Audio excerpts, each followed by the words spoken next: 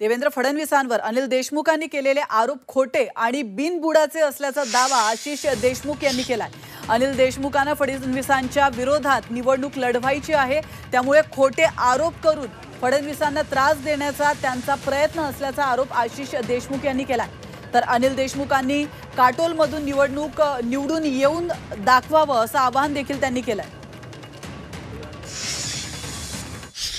खोटे नाटे आरोप फडणवीसांवर लावण्याचं काम मागील 3 महिन्यांमध्ये सातत्याने अनिल देशमुखांनी केलेलं या राज्याने पाहिलं आहे। याचं कारण काय आहे?